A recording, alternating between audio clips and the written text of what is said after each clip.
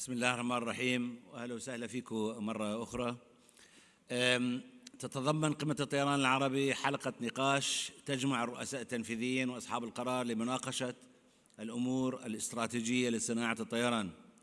وكما اشرت سابقا، سيقوم الامين العام للاتحاد بتنسيق الحوار عوضا عن السيد ستيل، وساعطي الكلام الان للسيد عبد الوهاب للتعريف عن المتحدثين. شكرا سيد الرئيس. إذا بتسمح لي.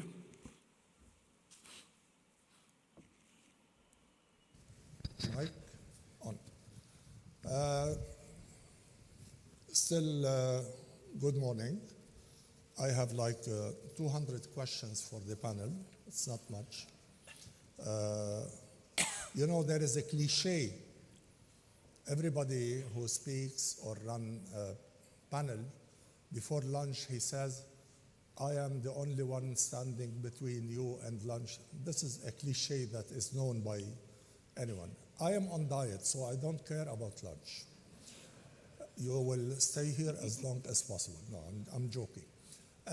It's really my pleasure. I'm sorry that Paul couldn't make it.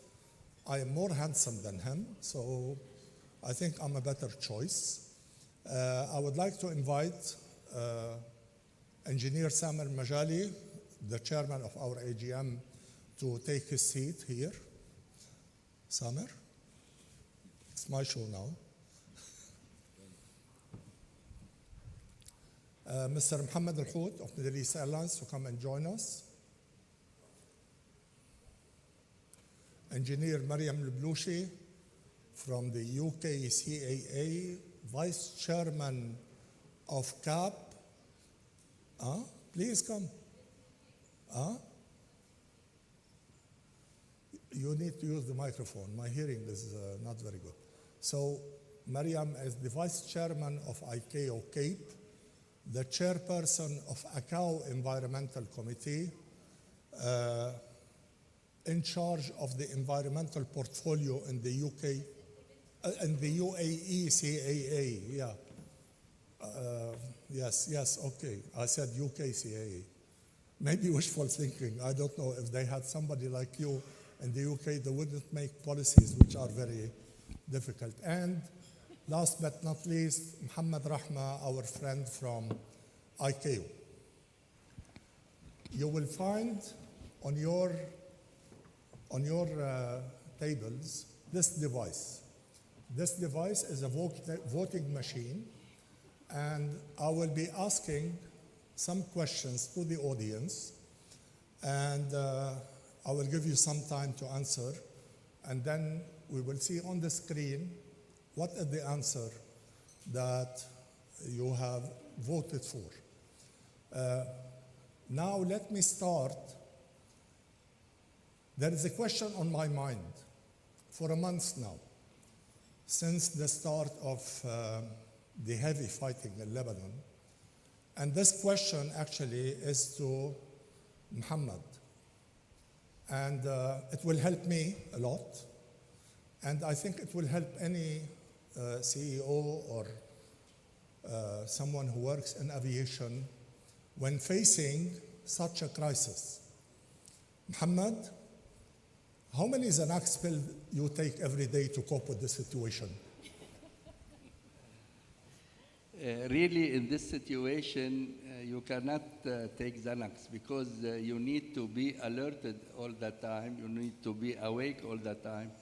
You need to wait for every aircraft and make sure that has come back safe to Beirut or left Beirut safely. So maybe when this war ends, inshallah, I will take big amount of Xanax and I will have a deep sleep. Well, I think that applies on him. It doesn't apply on me because he runs an airline and I don't. So I will keep on the Xanax just in case. I will ask the audience. I will start with a question to the audience. The question is going to be on the screen. Okay. In your own opinion, what is your biggest concern for the immediate future? Immediate, I mean in the next 5 years. Is it the supply chain issues, the geopolitical tensions, meeting climate change targets? Now, I didn't put intentionally all of the above because I know if I put all the above, it will be 100% all of the above. But I need to be guided by you with regards to the priorities. So please start voting now. You will have like 20 seconds to vote. Use this machine. You press 1 for answer number 1, 2 for 2, and 3 for 3. Please vote now.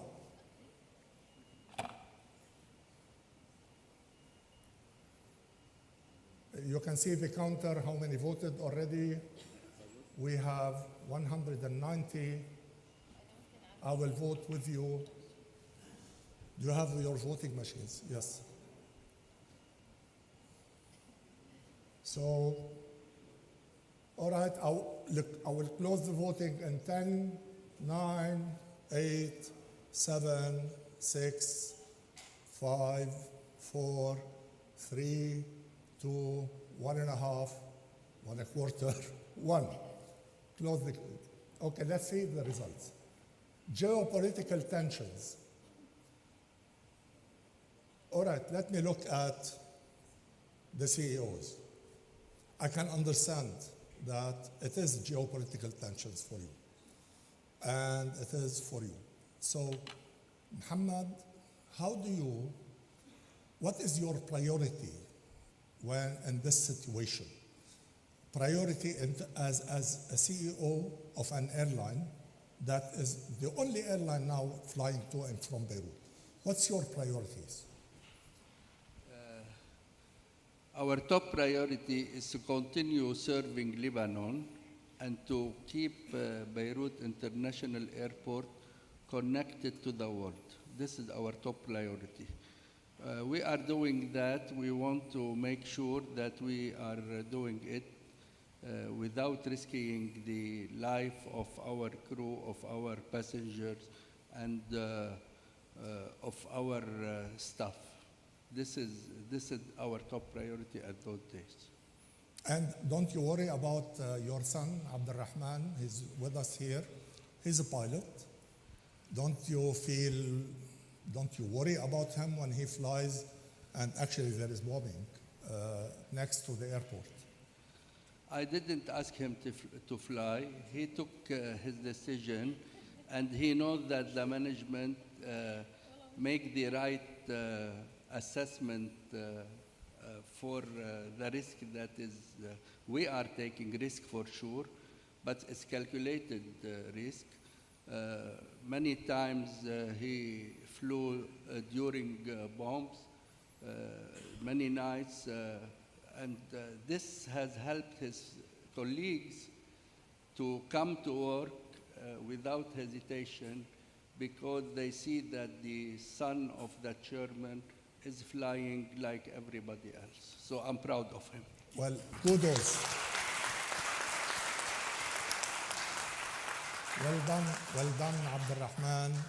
Well done to Muhammad, because I can tell you from somebody who lives in Lebanon, who lives in Beirut, the only glimmer of hope is the issue of the airport being open. When I see the airplanes landing and taking off, irrespective of what is happening, I can go to my work, I can go to my office, focus on work, because I have this glimmer of hope.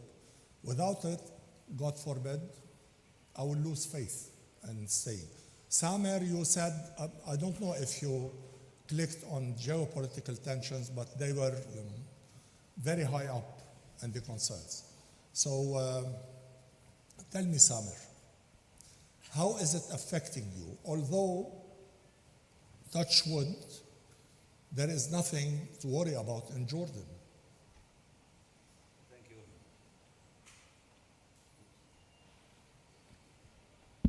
Thank you, Abdul Wahab.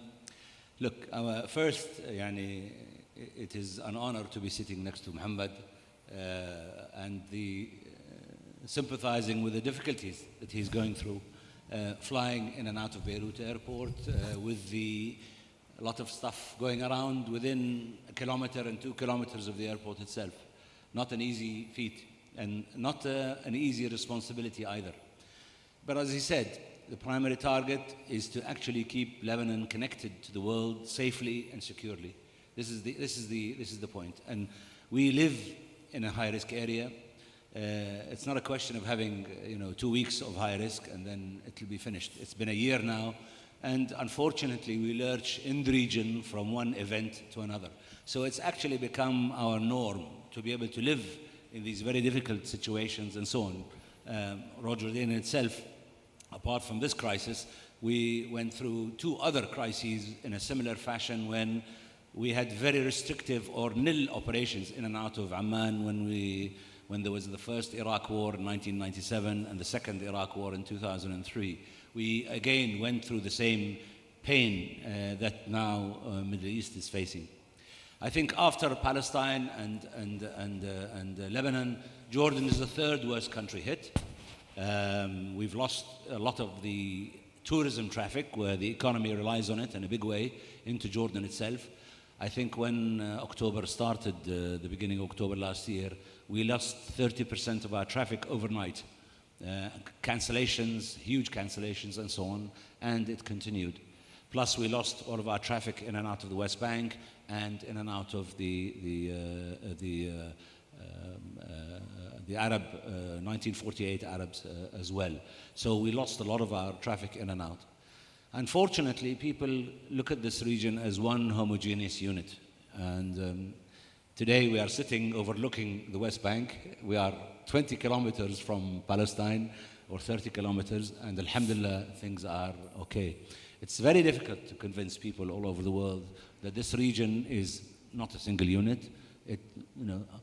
We are lucky that this event has been localized. Not as localized as we would like, but it is. But the rest of the region seems to be okay, and we encourage people to come and go. And your presence here today is also testament of that fact, that you believe in Jordan, and you believe in coming here and attending these meetings. But once again, Muhammad and Abdul Wahab being here is the biggest gain that we had in this conference, from my point of view. Thank you very much, Samer. Now, I would like to ask you the same question, but I will flip it a little bit. Not the same one. I will ask you, okay, you are looking at the immediate future, which is, this is why the geopolitical tension was high in your worries. But let's look at the next 5 to 10 years. If I ask you, beyond the current conflict, if I ask you if you should choose one concern as a priority from 2. Number 1, the climate change challenge, all the requirements of sustainability and so on. Number 2, supply chain. So 1, climate change, 2, supply chain. Please answer either 1 or 2. Start voting now.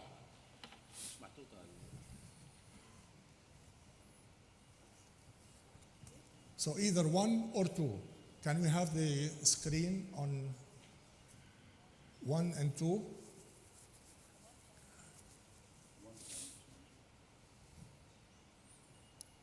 Manal?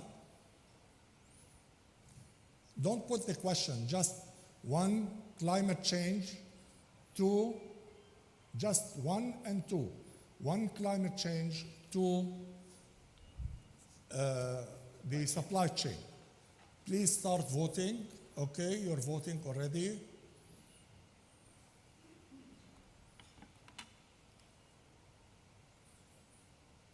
I will vote.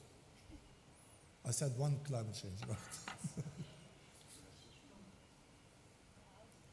Okay, voting will close in 10, 9, 8, 7, as if I'm launching a rocket.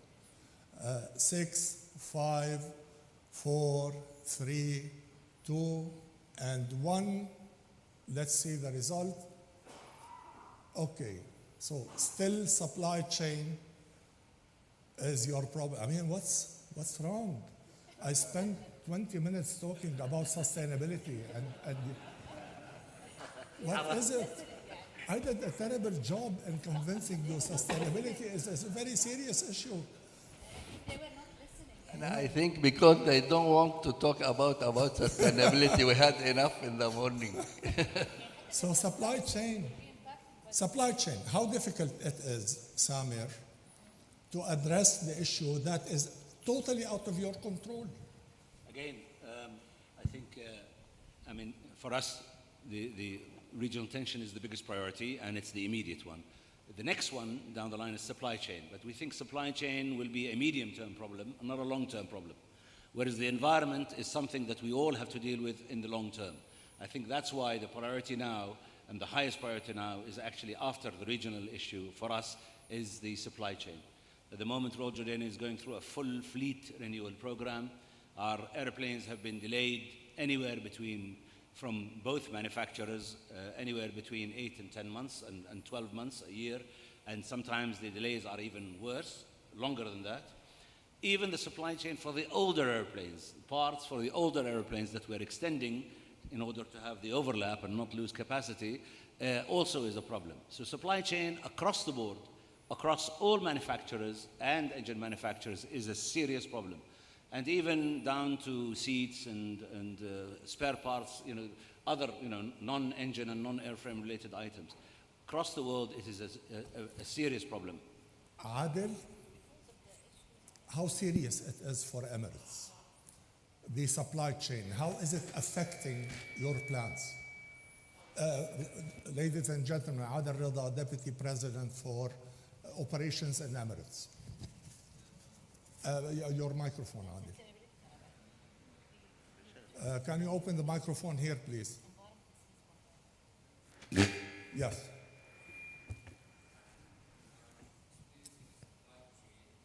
There is a problem here in the microphone. Let me give you this.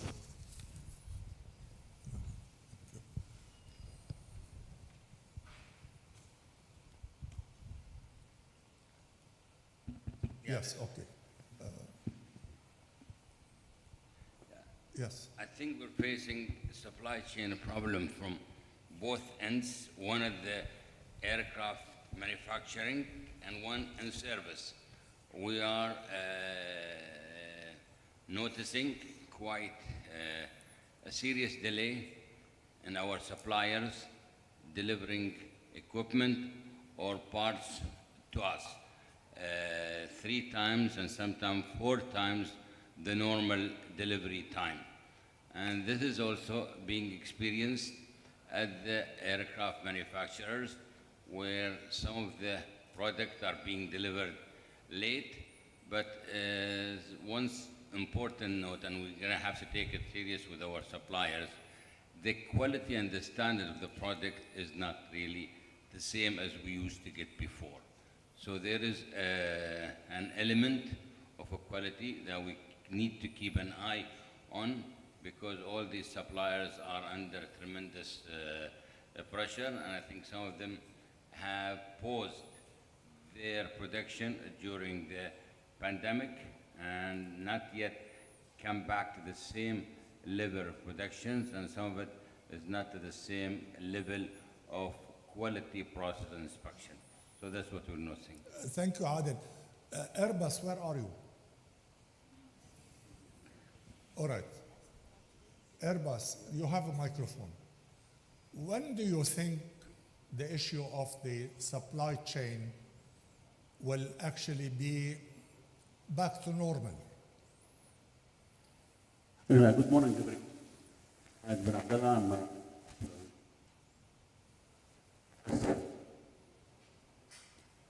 Can you change the microphone, please? Give him. Yeah. All right. There is another one. What's wrong? I mean, is it intentional? Airbus are sponsoring this AGM. No. Come on.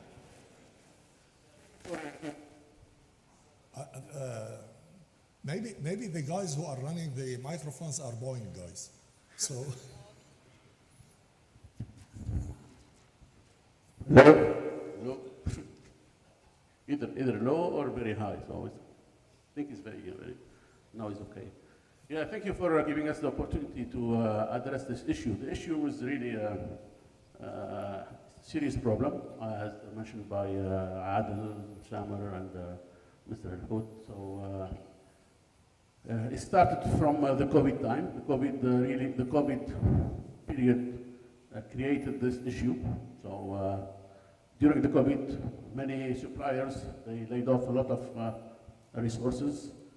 After a couple of years, after the recovery, they tried to get back those resources, but they could When not. do we expect this to end? I mean, the supply chain issue, you as the biggest or one of the two biggest manufacturers or the other biggest manufacturer in the world, when do you expect it to end and be able to go back to normalcy? I mean, the airlines have recovered already beyond the 2019 level, and is there an expectation for the OEMs to be able to really support the production line and to deliver to the airlines what they need? We are constantly working with our suppliers to recover this and then having better commitment from them. So we are really, hopefully we're going to see some light in the tunnel in the next couple of, I think, months. So we should be, I think, recovering from this, supply chain. Next couple of months. Adel is grinning. When I say next couple of months can be also. I don't think so. The next couple of months, the supply chain issue that we are facing in this industry, in both ends is going to be solved because they're lacking resources, they're lacking quality control, and they're lacking supply chain issues. And this is really seriously impacting aircraft deliveries, impacting our in-service issues with regarding to retrofitting or even repairing some type of equipment. As I said, the delay we're experiencing, it goes from 1 to 3. So 3 times the normal delivery lead times and sometimes 4 times the normal delivery lead time for in-service products. So I think there's a serious problem and they need to take some fundamental actions to overcome this in terms of resources, in terms of facility, and in terms of advanced pre-planning. Thank you, Airbus. Thank you, Adel. I understand this is not something that is going to be resolved now. I believe that everybody is trying to work on it. I am leaving you now in peace, but your time will come, I promise you. I'm talking about to Muhammad and Maria. So the second issue, which is more a long-term one, which is sustainability. Can you put up slide number 1, please? Slide number 1. This slide shows that which countries in the world are in CORSIA, which is in green, solid green, and CORSIA that will apply with SAF, which is dotted green, SAF incentives, which is basically the US, and CORSIA SAF mandates and other schemes, which is in gray, basically the EU and UK. CORSIA and SAF mandates only blue and so on. So, my first question to you, Muhammad, when AACO reached an agreement on CORSIA in 2012, and part of that agreement was that CORSIA will be the only global or the only scheme to deal with international aviation for the midterm. CORSIA is, just as a reminder, is putting a ceiling for the emissions of aviation beyond which airlines need to buy offset credits to actually mitigate any emissions beyond that ceiling. The ceiling was put 2019 minus 15%, which is about 516 million tons of CO2. So this year, 2024, we've exceeded that ceiling. And therefore, airlines would need to buy offset certificates. Then in 2016, governments in ICAO agreed that we will actually target, was it 2016 or 2019, net zero emission? 16 was Corsia. 16 Corsia, 2019. 2022 net zero. All right, 2022. I'm a bit old now.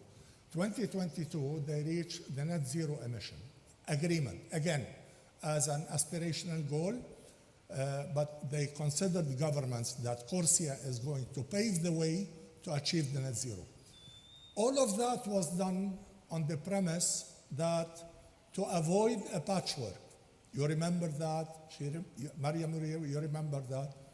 And what do you call this? Accept a patchwork. Because when governments agree in ICAO that we will have these two schemes to be dealing with the international aviation, and then they go about, the same governments, they go about and make their own rules. What do you call this except a patchwork? Please, Muhammad. Thank you very much, Mr. Abdul Wahab. First of all, you cornered me in the environment issues, but I want to reflect on the other issues because they are also important to ICAO. First of all, the geopolitical tension has two special characteristics that is not available in the other two challenges because they are not planned, they are not controlled. So what we see in ICAO, for example, is that overnight we have a conflict zone that is happening and then the airlines have to adapt. And this is really very challenging for the airline because you understand the operational cost of the airline, how this structure will change overnight. And then also the perception, and this is part of relies on the government advice that they're giving to passengers. For example, if an issue happens in somewhere in Lebanon, then the whole world would see that the whole region is a conflict zone. So nobody is visiting Amman, nobody is visiting even Aswan in the south of Egypt, thinking that the Middle East is just a small region affected. And this is where we need to really make good advocacy that conflict zones, as highlighted by ICAO, should be respected by governments. And there should be no advice to passengers not to fly to the whole region, not to the Middle East, but only to this conflict zone, because this will save a lot of troubles to the airlines and to the airports here. Second challenge of the supply chain, we have seen the change, and I totally agree with UAE and with the Emirates. After COVID, a lot of the supply chain elements disappeared. Even the professional workers in that supply chain, they changed their way of doing business. Everyone is preferring to stay and work from home, even change his career, make more money, and not relying on an industry that is very shaky and that really faces a lot of challenges. So this is a very consistent issue that we see after COVID, and it will continue. The problem is that the growth we're envisaging is not matching what we're having in the supply chain process.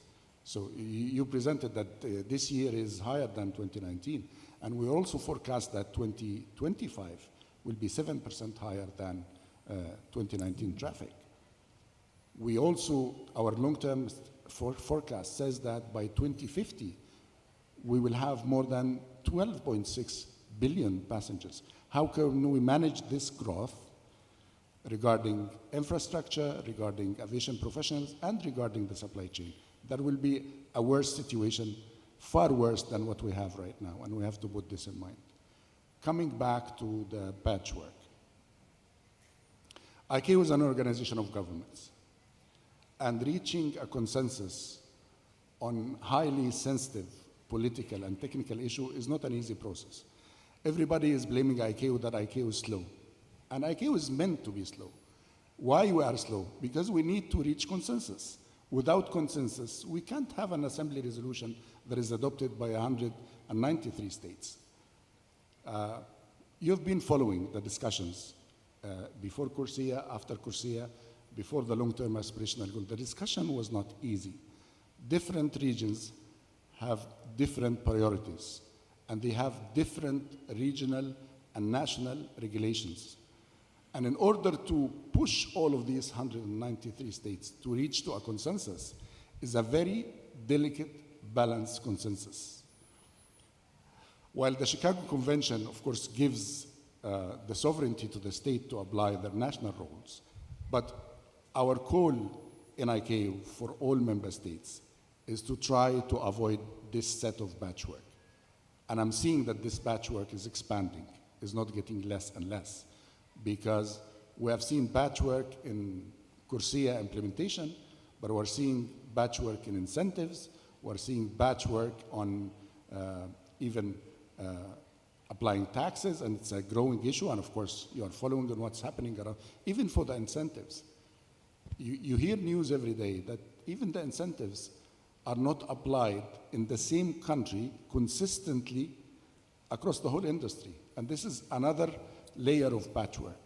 So what ICAO can do is to keep the advocacy of having a global scheme. Corsia is really the only agreed global scheme for offsetting, and it has to remain like this. And I think forums like this of airlines, and airlines have a lot of advocacy, especially in our region. They have a lot of connections with our governments.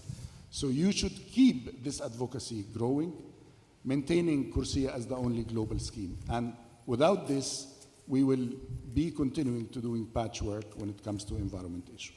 Thank you. Saber? To comment that since the forum for the governments is ICAO, how come the same government delegation that has accepted and signed off Corsia goes back home and then comes up with a different set of regulations? I mean, I know all of this is political and to get votes and political parties and so on. But even so, I mean, you have an official delegation sitting in ICAO signing off on Corsia, on aviation global matters, and then the same delegation goes back home and then does not argue with the other entities that are imposing these local, national, or regional regulations that led to this patchwork. So how does this happen? I mean, how?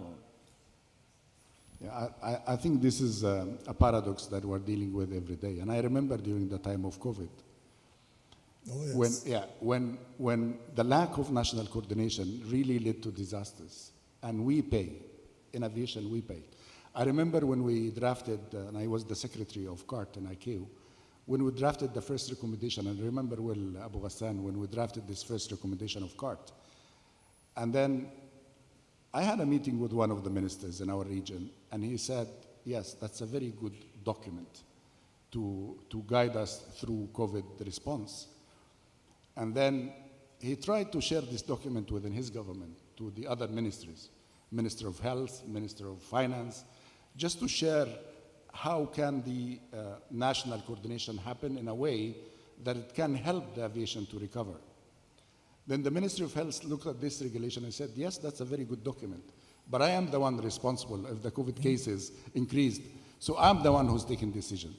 So aviation is not always on the driver's seat. This is the problem.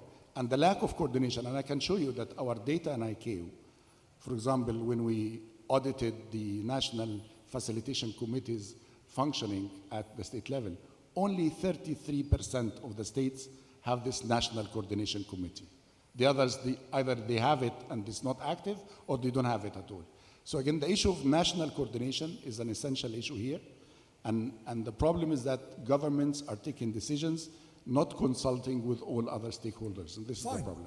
Fine. It's a fact of life. ICAO is an organization of governments. When they take a decision, if it is not, if I'm not mistaken, if it is not annexed into Chicago Convention or a protocol that needs the ratification and so on, it has no force over national law.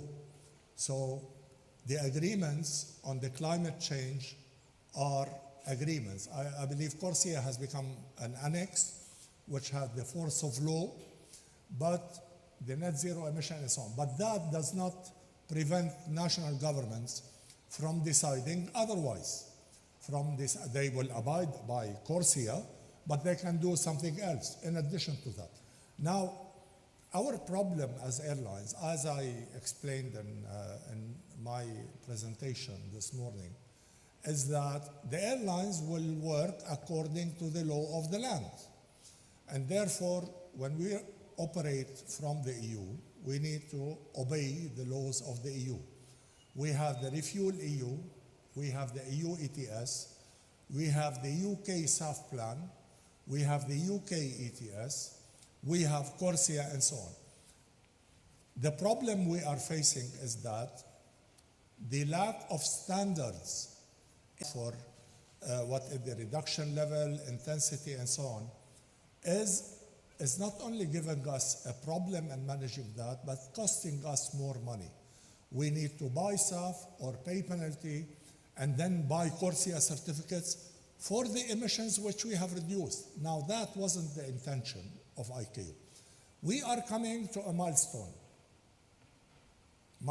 of 2025 ICAO Assembly.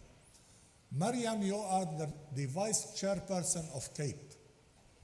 What are you planning to do to try to help the airlines meeting, reality is ICAO cannot prevent countries from enacting their own laws. What are your plans in CAPE and as a state to go as a UAE state, one of the biggest contributors to international aviation? I believe you are the third country in the international aviation arena.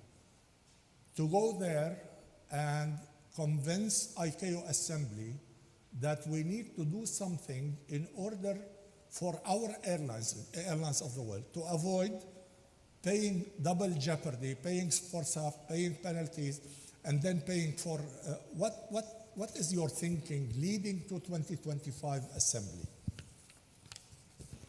Assalamu alaikum wa rahmatullahi wa barakatuh, and good afternoon, everyone.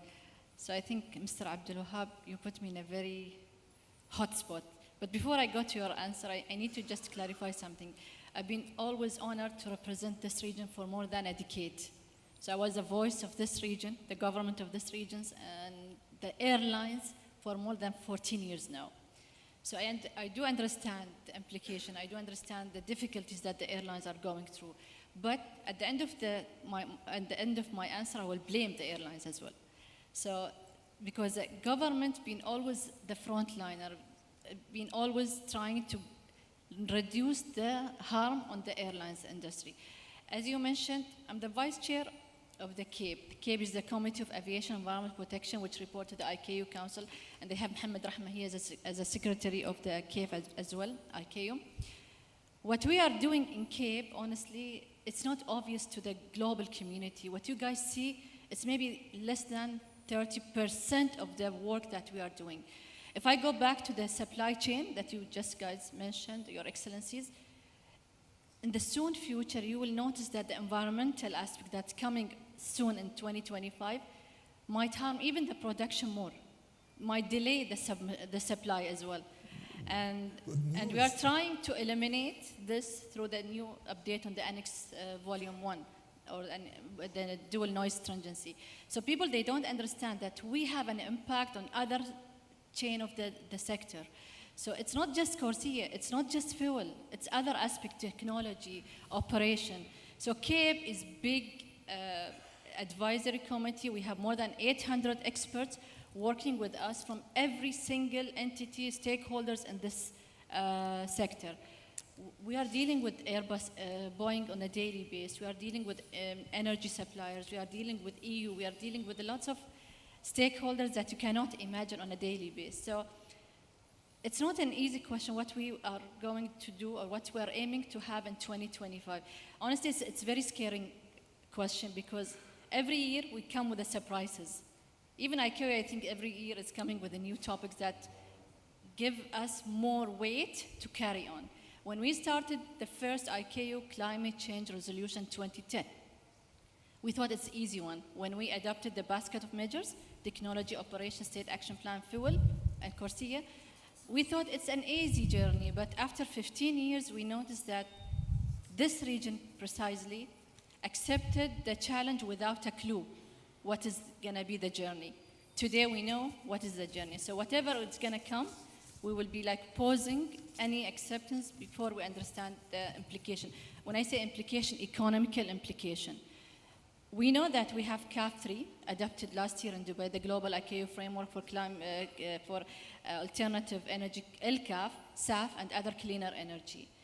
Today, I have a lack of knowledge in LCAF, not SAF. People think the lower carbon aviation fuel, which is a jet fuel, fossil fuel base, it's a ready-made product that's just waiting for certification to come from AACO, and we will start production tomorrow. No. We, along with Saudi Arabia, we were leading this discussion because we believe we need a transition towards SAF with the right quantity, right supply, the right price as well. But LCAF is not an easy production. It needs technology enhancement as well. So people, they don't, and I will blame AACO as well. AACO doesn't talk about it loudly. LCAF, with the best refineries that we have today in this region, I'm talking about UAE and Saudi Arabia because I'm engaged with Aramco and ADNOC, will need a lot of investment to convert the technology. Give me slide 6, please. To move to LCAF. So we want in 2025 to be more understanding on or transparency, let's say, transparency on the fuel issue. We want more transparency on the CAF implementation. CAF was adopted in 2023, but nothing happened. 6. We have the net zero adopted in 2022, and people cannot see any achievement. We know that. CORSIA, I was not following CORSIA. Personally, or as a UAE government, we were part of drafting CORSIA. So we cannot accept anything that might harm CORSIA. Sustainability costs. Sorry, Mariam, to interrupt you, but Okay. I'm trying to communicate with my people. Sustainability costs. Okay, so CORSIA, everyone was engaged in that discussion in 2016. We were one of the first governments signing the voluntary phase because we wanted to have a solid system, global system that will avoid or make our airlines in a better position and to avoid the patchwork. And as you said correctly, it's not helping. Next year, for example, let me give you a figure. Next year, for example, Emirates, as they are sitting here, Emirates will have to do 5 reporting. CORSIA, EU ETS, UK ETS, EU refueling, CORSIA, I mentioned CORSIA, and non-CO2 by 2026 based on 2025 data, along with other requirements from the UAE government to them. So it's in total 5 to 6 reporting, and the annual report, the annual emission report. So imagine everyone has different procedure, different methodology, different verification system, and it's not making the life easy for them. They need to double their resources, they need to hire more people, and they need to be dragged from the original core business. Let me put in perspective. Why did I say, what are you going to do in 2025? Look at the screen. It says that only the Refuel EU, CORSIA, UK Aviation Fuel Plan, and penalties will cost the airlines in 2025, which is next year. And we're talking only about the countries which enacted laws, basically the EU and UK.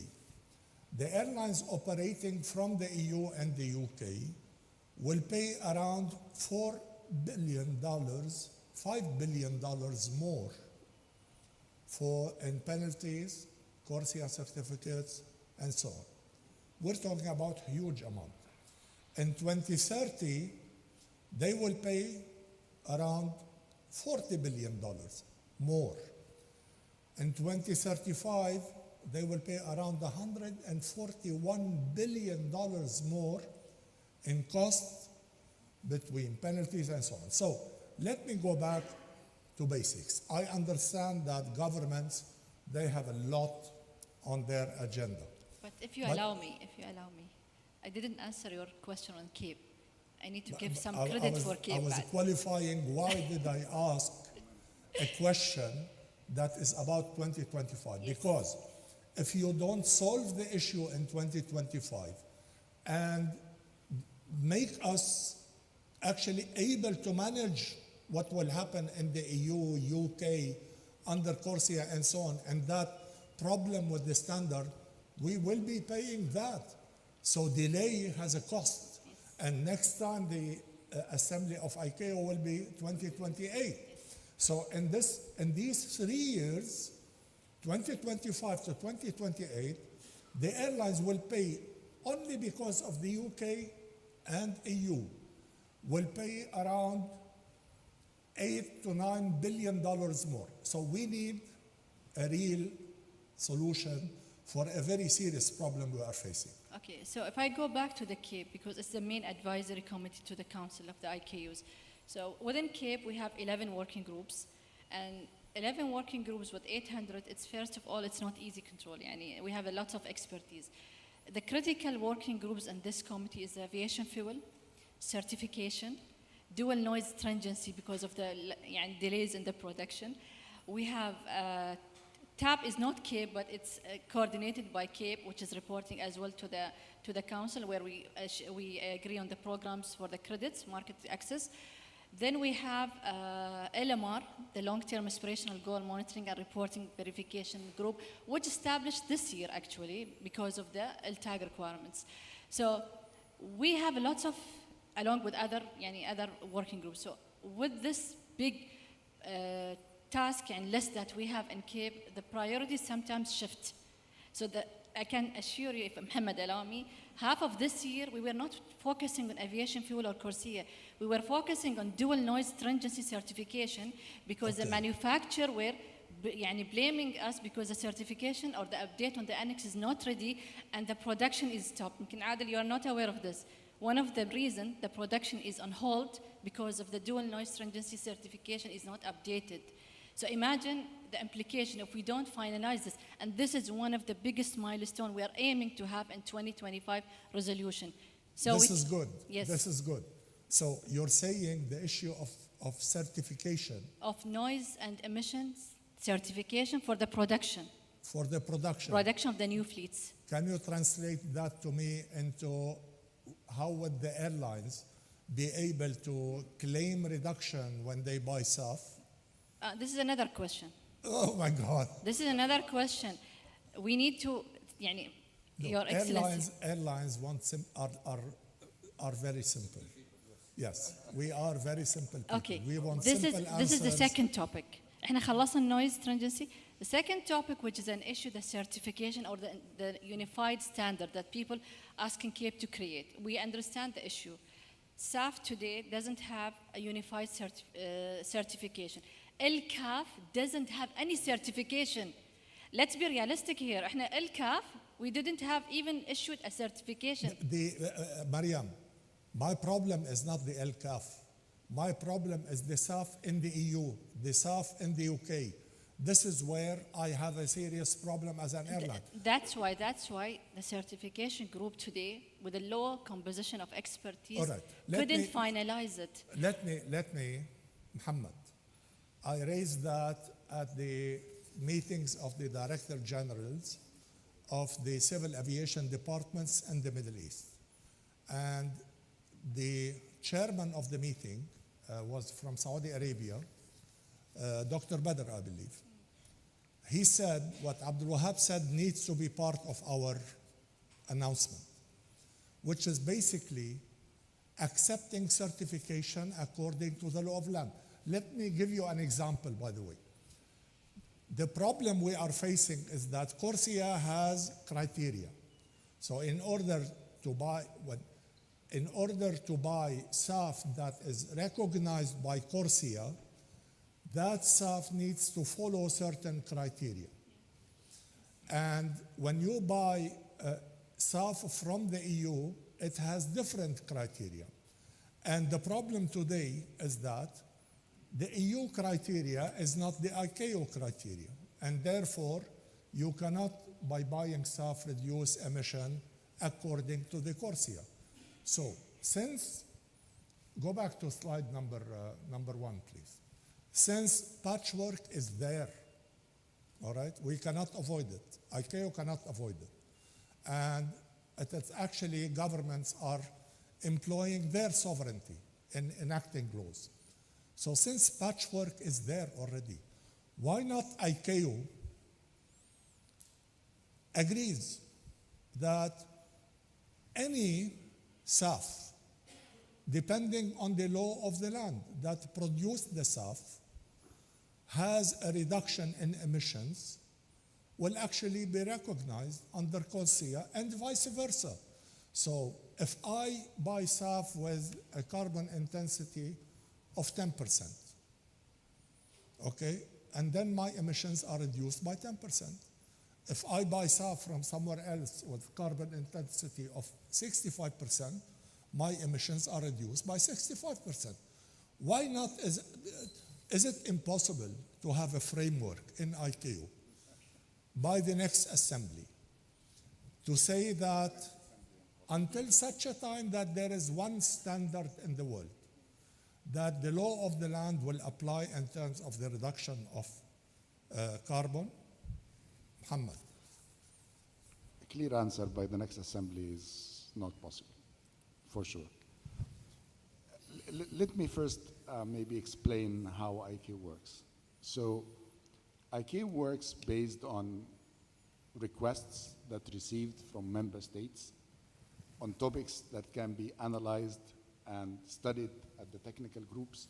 And these technical groups advise the council on a decision that has to be taken after their technical analysis. And this decision of the council is raised to the assembly for taken at the assembly level. This is a very complex process. What I can see, Abu Ghassan, is that we have a problem right now, but this problem should not change our trajectory. Working on SAF will continue. SAF production has to be ramped up, because in your presentation you said 50% or more of decarbonization comes from fuel, fewer percentage from operation and also from infrastructure. So the current issue that AACO needs to deal with, how we ramp up the development and deployment of SAF while looking to other cleaner energies like LCAF and other cleaner energies. We have to look also at the future of hydrogen, future of electric, and also the certification of LCAF. And I agree with Mariam that our states in the region need to put more pressure in certifying LCAF and use it in that equation. Yet, okay, producing SAF is not a simple process. And to produce SAF, there is a lot of need of technology and financing. And this is another challenge that I will not speak about the details. Third slide. Okay, so governments need to put, here in the region, need to put pressure. I think airlines need to understand that we need to really interact with governments. So, third slide is saying the following. You said ramp up. Okay, let me give you what is actually happening. The gap between the mandated SAF in the UK and the EU next year is going to be 800,000 tons. In 2030, it's going to be 5 million tons. In 2035, it will be 26 million tons. And for every ton that is missed, we will pay penalties. Give me the slide after. Okay. Now, in the US, they have more SAF than demand, at least next year. They will be able to produce. So next year, with the US, there will be oversupply of SAF. Now we are lacking book and claim. So that I'm not going to spend too much. By the way, Mariam is known. I have to say it.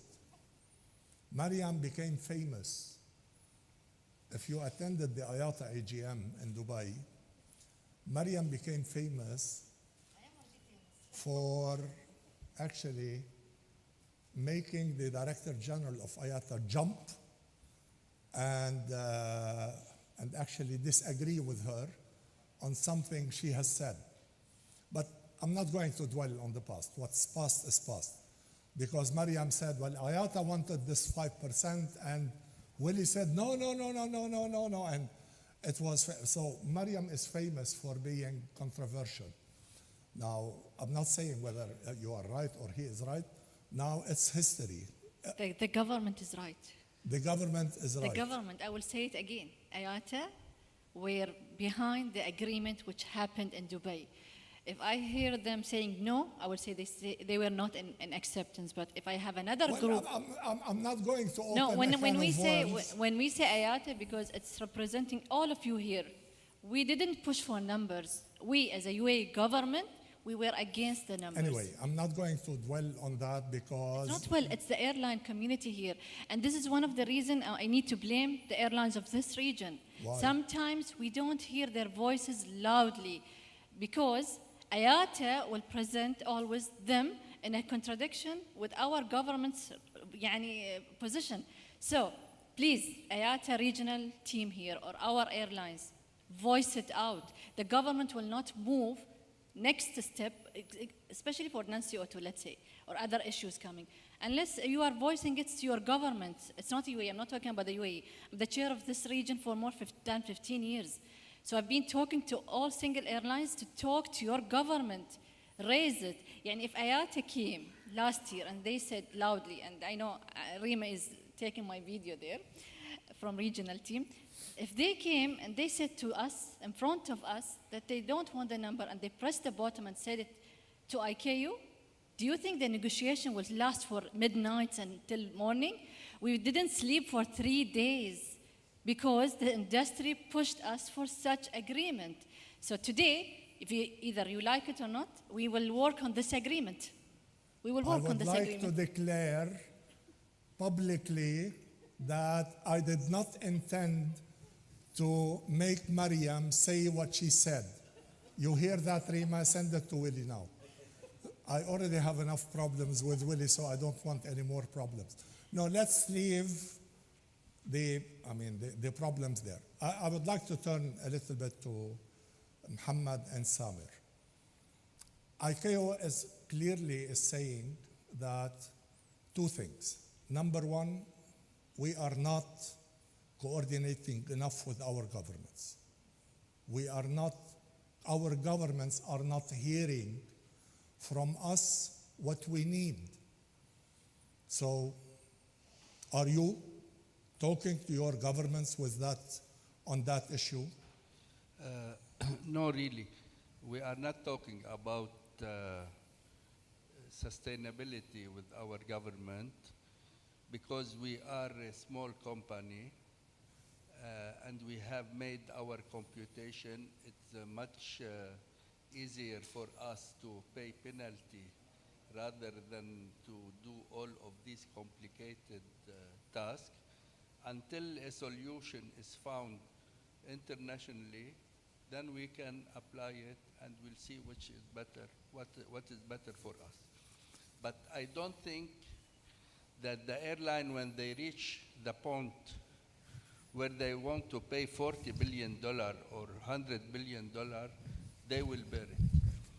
The supplier of SAF or the oil supplier, jet fuel supplier, are putting the burden on the airline now. The airline, at one point of time, they will put the burden on the customer. So this will lead to a higher and higher and higher cost of travel. No one company will pay it out of its profit, but it takes some time for those additional costs to be part of a price ticket or as an addition to the price ticket. Okay, Samir, what about, again, it's not a high priority for you, at least not now, but by 2030, when the SAF mandate is going to be 6%, it's going to add to your cost. Are you, coordinating with your government on this issue? Again, I think the same as the position as MEA, the size of the airline and the issues associated with that, we are not yet impacted by environment to any great deal. We are reporting, we're obviously doing all the right reports, we're engaged in every aspect of this, we're following up all of the developments and so on. But from a financial perspective, at the moment, it's not, I mean, we have other priorities, as we discussed before, the supply chain and regional issues. It is on our radar screen and we're working on it, but it's not a top priority. Discussion with the government, again, not much dialogue between our representatives at AACO and the airline itself on that score. We need to engage a bit more in terms of not only the position that we sign up for in AACO is translated into local government mandates. We also are working with the Ministry of Environment in Jordan at the moment, trying to engage in coming up with environmentally recognized projects within the kingdom itself. Okay. Things that are certified on a global level so that we can be a conduit to cycle back any payments that we pay in the future into local projects that benefit the environment on that side. So I think this is the main area where the airline is working on at the moment, apart from obviously following up all of this, is trying to come up with projects that can be the recipient of carbon certificates down the line. Right. So that's the position that we have at the moment. Can I have slide number 4, please? Now, according to Mr. Abdul Wahab. Yes, please. If you allow me. Yeah, I mean, okay, it's your fine. fault because you brought me to the panel. You already forced on me a problem with Willie, so please carry on. Today, it's not the government of the aviation. I'm going to go back to the question of His Excellency. It's very important. We've been calling for this more than 6-7 years now, especially when we started the fuel issues. Today, it's not an aviation to lead the discussion alone in a solo manner. So we have good examples in this region. Not just UAE, in this region, when I say a few countries is leading this. So it's very important today. It's not about only aviation, it's not about energy, and we keep throwing the balls to different sectors. No. Today, we need to sit together. A good example we have in different countries, like the UAE, today I'm not chairing the aviation committee. I'm chairing a committee where on the right side, aviation set, and on the left side, the energy sector. Today, the energy sector, they do understand the CORSIA and the certification requirements, and they're pushing hard for it. So today, we have more than one player. If the government of the aviation, and this is a personal recommendation, doesn't push or doesn't become a driver, we won't succeed our targets because we will be left behind. This region has a big potential in the growth of the aviation sector. As well, we can see the potential in the SAF production. I'm not just advocating for the LCAF. SAF is coming, and this region has a big potential. For the last 2 years, I've been studying agriculture, as I told you, because lots of things happening within agriculture sector. And if our government there is not a dialogue open between the investors, the energy producer, the aviation sector together, it won't happen in this region because we are doing like a circle here. We keep talking to ourselves. We're not talking to the right people who can change the game. So LCAF is promising for this region. SAF is not in UAE, it's in the region. And the certification, it's a must for the region. So when we said that we need the government to be engaged, we would need this region's scientists to be engaged, experts to be engaged. Cape, if you see the composition, we are lacking the Arab region. There is no... But why? Why? I mean... Why? Because... Okay, we can't be part of CAP. I mean, we indirectly... We are not. You can answer it. Mohammed can answer it. First of all, the lack of technical expertise in the region in that file. That's a very major issue. But let me go back to what Mariam has mentioned. And I want to ask like a very simple question. What is the problem of airlines using SAF? It's two issues. Using SAF, it's two issues. First of all, the availability. Second, the price, right? Right. So I see that the airlines are doing very good coordination with governments in other files. For example, liberalization, they are pushing on that file with their governments. Infrastructure, they are doing a lot of coordination. They need to do the same level of coordination when it comes to sustainability. This is one. Second thing, I have been meeting with a lot of CEO level at the producers, SAF producers globally. Last week I was in Kuala Lumpur and I met with the biggest company producing SAF. And they are putting the blame on us in aviation. Why? Because they said in order to establish a small refinery in a country, they need more than $2 billion US. $2 billion for a small refinery. And they cannot do this investment and do the de-risking without guaranteeing that the demand will be there. Imagine. So I told them, what would be the guarantee for the demand? They said a resolution. I said, but we have a resolution. We have a mandate. We have a target. We have even a target for 2030. He said, but this target is not mandated on states. It's optional. It's global. So we need confirmation from the local governments that if we invest in SAF, this amount of money, that SAF should be used, not may be used. So we're speaking really two different languages. The taxonomy is different. Our taxonomy is different from the producer taxonomy. It's far different from the investors' taxonomy because investors has different taxonomy to make things happen. I imagine that, for example, if a country wants to build a new terminal, they go to the World Bank, for example, they have a checklist to go through. They take this checklist and they get the money. They get the grant or they get the loan. For SAF production, there is no such a list because we don't have the taxonomy. So again, we need to talk to each other, understand our common challenges because our challenges is different from the investors, different from the fuel producers. Thank you. And we tried, once you remember, Engineer Yahya, regarding the investment in SAF. Let me turn to something and ask you a question. Now, this is according to AACO, 55.2% of the reduction of emissions will come from SAF, which requires around 300 million tons of SAF to be ready by 2050.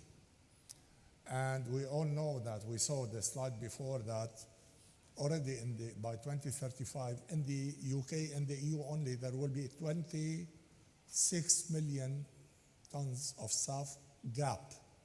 So they won't be there. So whom of you, question number one, or the question is, do you think there will be enough cleaner energies in the world to achieve this picture of SAF, which is 55%? One is yes, we believe we will have that SAF enough. Two, no. Please start voting now.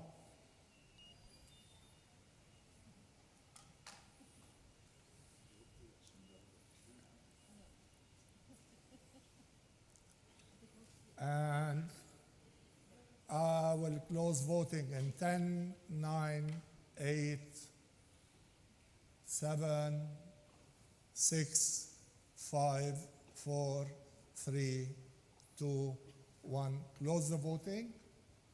So let's see the result. So you don't believe, nobody believes that there will be enough SAF. Nobody. Under your effect. My effect, yes. La, the beauty of it, can you put the slide back, please? Even with the best case scenario, Manal, put the slide back. Yeah, with the best case scenario, there will continue to be 19, under AACO, it's 13% with that needs to be offset, or you call it residual.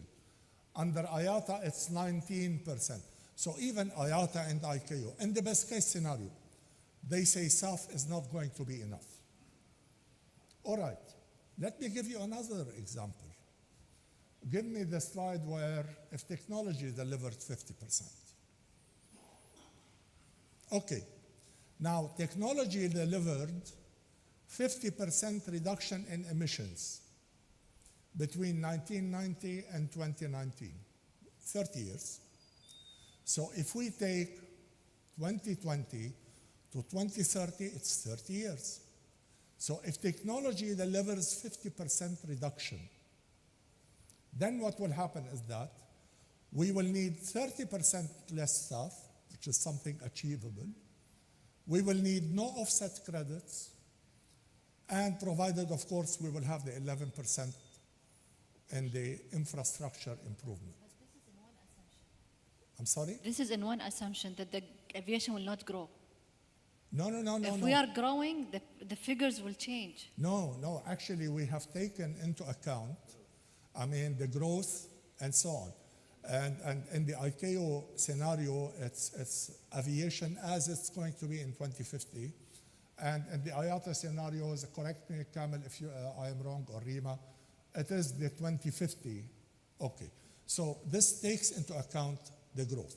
But, and let me here talk to IATA and our technology partners, Airbus, Boeing, Rolls-Royce, GE, and so on. Now, this picture, the left-hand side, shows who is going to control the money from the airlines. The airlines will sell tickets, will take as much money as they can. They give around 50% of their revenue to the fuel suppliers, up from 30% today. So 50% of the cost will be given to fuel suppliers. And the other 50% will be for everything else. Now, let me give you this picture. What if we give that 50% to our technology partners and to maintain the energy cost at 30%? Then we will be able to achieve it. The difference is, and this is the picture which I'm trying to paint. The difference is, when I fill the airplane with SAF or Jet A1, once the flight lands, that's it. I paid, I consumed, it's finished. When I buy a new airplane with new engines, with new technology, I can depreciate the cost over a period of 15, 20 years, and then I can resell the airplane. So so the difference for the airline is, which is a better investment? I pay to the fuel supplier for something that will be immediately written off, or I pay for technology for something that will stay with me for 20 years. This is the option. Muhammad, what do you think the better option is? It's both. You have to keep investing in new technology and getting a new plane and making your emission less and less, and you pay for the balance. However, I'm remembering or thinking of when they invented the telephone.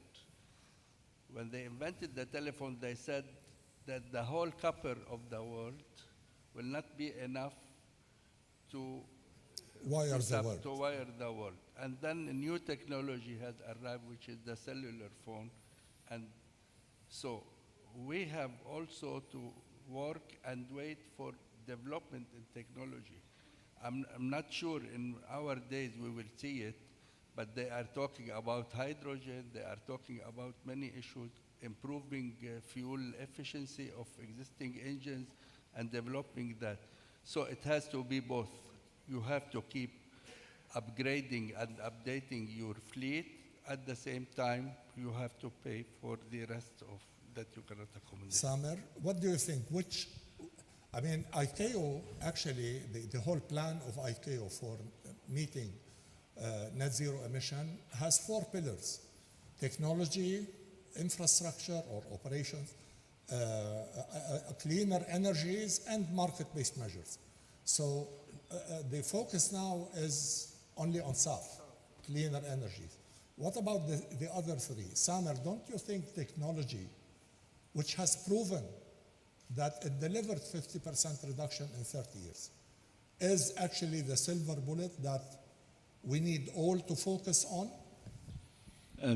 As everybody said, you can't just put all your eggs in one basket. You have to follow all 4 pillars.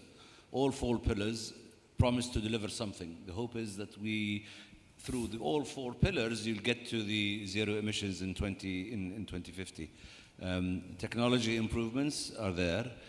I think the biggest development in the future, and maybe we can ask Pratt & Whitney here, who is an engine manufacturer, whether we are shifting towards fuels which are different completely, hydrogen fuels and so on, or whether we're actually going all the way to electrical driven airplanes, something that is achievable within the next 30 years or not, because this is the biggest thing in the end. The engine is producing the emissions. If you fix the engine down the line, then your problem is solved. So engine technology is the biggest driver of anything that's going to happen in the next 30 years. And a dramatic increase, whether it's the type of fuel itself, not SAF, but other types of fuel, or whether it's electrical stuff. We've also haven't paid much attention to the operational improvement, the infrastructure. Single European skies will actually wipe out, negate the need for the entire European ETS scheme if they fix the single European sky. So they have between their hands things that they can fix, and they're not fixing it. They're just going to taxation again. So this is the biggest issue that we have today. Europeans are driving this environment thing, and between their hands they have doable things that they're not doing. And this infrastructure stuff that we talk about, we're just ignoring that, it's a government thing, so, we're not putting much faith in it. But that is low-hanging fruit that can achieve a dramatic change in the environment very quickly, faster than technology, and faster than SAF development. 10% less. Immediate reduction in emissions, global emissions, by introducing single European skies, and obviously coordinating skies across the world as well. So, everybody's looking at stuff that is, 20 and 30 years ahead, and maybe we'll get there and maybe we won't get there. And there is stuff in front of you that can be done, and nobody's putting a lot of attention to it, especially the Europeans. It's easier to make somebody else pay for your own mistakes, not your own shortcomings. Sure. So, Adel, do you think technology is the silver bullet? Is really what we need to focus on? Not saying that not to focus on and SAF, but technology, it didn't receive as much focus as it should be. Thank you. I agree with Samer. I think it is important we focus on technology to improve the way that we are burning fuel today in aircraft, and whether it is in terms of operation side of it or at the manufacturing of it, rather than have to sit and wait when SAF is going to be made available. But I think we're focusing a lot in here on the focus and about investment in SAF and not investment. Reality, the airline, and I'm talking on Emirates, we are committed to use SAF. You show me today and point to me how many airports globally in the world can provide you SAF. Even the airport that we are operating to and we're lifting SAF, they are giving us less than 1% of what one flight will require. Well, you can let go of that 1% of SAF and you put water in the fuel tank and you will still be in the same requirement. So I think we need to focus on making SAF available, and those suppliers of fuel, they are just greedy. Yes. They have been greedy and they continue to be greedy, and they will be always greedy. Absolutely. If they don't want to invest, it's like which one comes first? Do you buy an aircraft first or do you load it with passenger first? I mean, you just produce it and people will buy it from you. Simple Well, as that. I'll give Muhammad the last thing before opening the floor for 2 minutes for Yeah. questions. Thank you very much, but I want to agree with Adel that SAF has to be available. There is no way out of this. So you said that AACO was focusing on SAF. That's not right. No, not ICAO. Well, I said yeah. governments are focusing on SAF. And why is that? Because of the cost. We estimate that we need 3.2 trillion US dollars to meet the long-term aspirational targets through the production of SAF. This is a huge amount of money that is available somewhere else, but not in the aviation sector.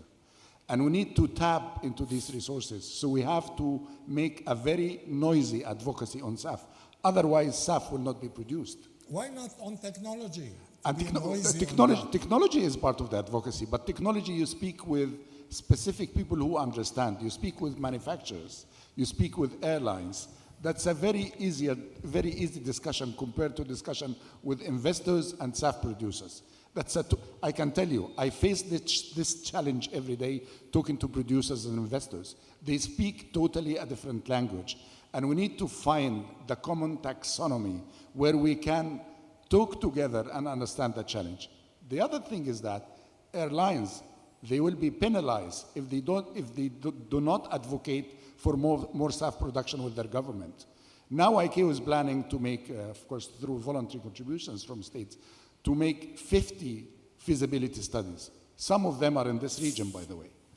And what ICAO and CABE is doing is trying to expand the feedstock utilization. So it's not only from crops or from waste, it's now more than 11 or 12, and we're expanding this number for SAF production. The other thing is that we are also adding more certification entities to SAF, also geographically distributed, not in Europe, not in the US, but in different parts of the You world. need book and claim. And we need book and claim. I don't disagree with that.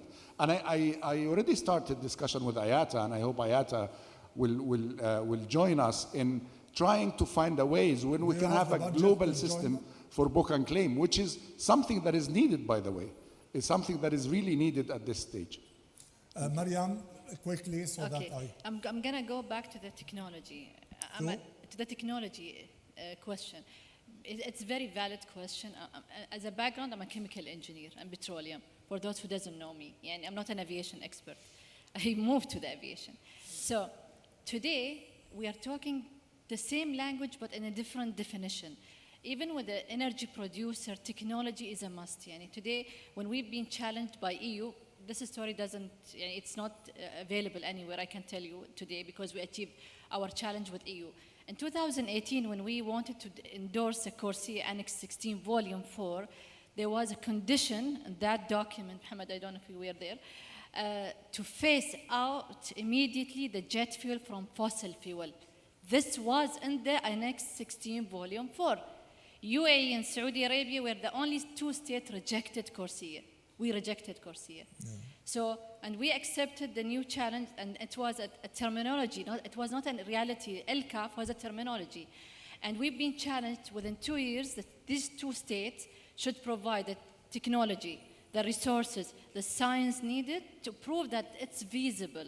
So LCAF moved from being just a definition to be a reality today. So 2 to 3 years, you cannot imagine the investment that happened between ADNOC and Aramco. I'm talking about the money. I cannot give you the number, but I know the number. It's a big number. It was an investment. There was investment in human capital, resources brought from the whole world just to work on that technology to improve it. So we were able to assure the world that LCAF will reduce the emission by 10 to 15%. But as we are going through this discussion with the two teams now, it's a joint committee between UAE and Saudi Arabia, we are working to reduce more than 15% because of the technology. And this is LCAF is a real example, will happen inshallah, but we are waiting for the certification. Going to the SAF, the same company today, they are working on SAF, they are investing in SAF. So one of the big two producers of oil Aramco and ADNOC, I cannot talk on behalf of Saudi Arabia, but ADNOC, for example, and Masdar, they're going to announce big real production soon. Excellent. Yeah, I had a meeting last week with Qatar Energy, and they also have plans for SAF. So it's not a far-fetching story. It's happening right now. Well, anyway. And it's a request, Bu Ghassan. It's a request for all the states or the airlines, go back to your oil producer, talk to them. They are the real investor, despite the investors from outside of the sector. We are part of the strategy that was approved by AACO Executive Committee is to engage with governments so that we talk to them, not only governments, all stakeholders which can be part of the production of SAF. Now, I would like to open the floor to the audience. If anyone has a question to the panel, yes, please.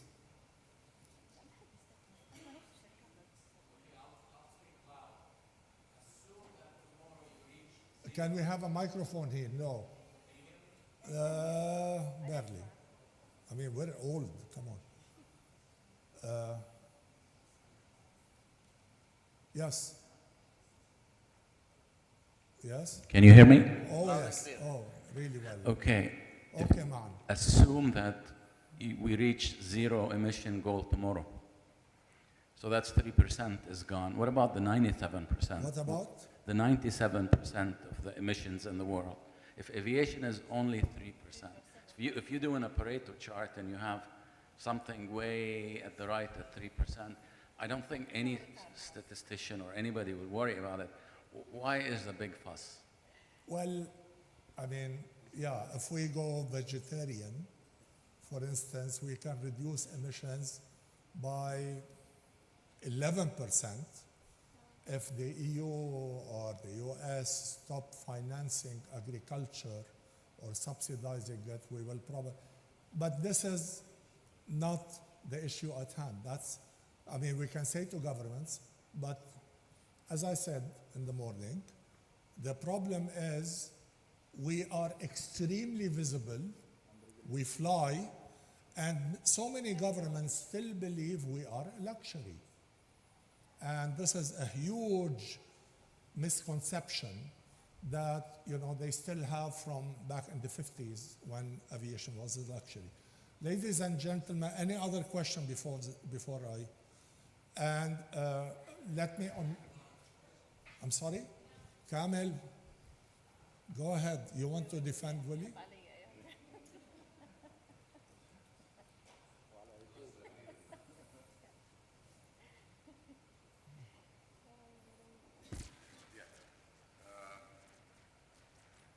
Thank you. First of all, Abdul Wahab, I think this is an excellent panel. The individuals on the panel have different views, but all predominantly in the same direction. I have to confess that I was surprised that Mohammed Hout remembers a discussion in 1912 about copper cables for landline telephones. But anyway, you asked a valid question. Why not invest in the technology rather than the SAF? Or in my case, I would like SAF and LCAF.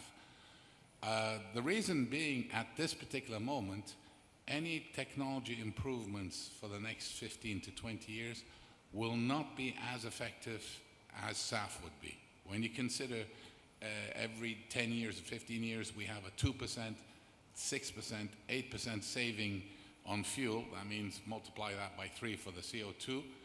It's nothing compared to what SAF can reduce or hopefully LCAF can reduce. And I think that's the reason why the focus, because the biggest bulk of CO2 reduction will be coming from the fuel itself rather than the technology. Well, I beg to disagree, and we will discuss it later together because our time has run out. Actually, we took more than scheduled. We took an hour and a half.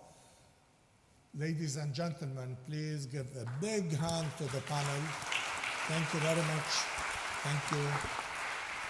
And now lunch is being served at the Gilgamesh, so I will give back the chair to the chairman. شكرا أبو حميد.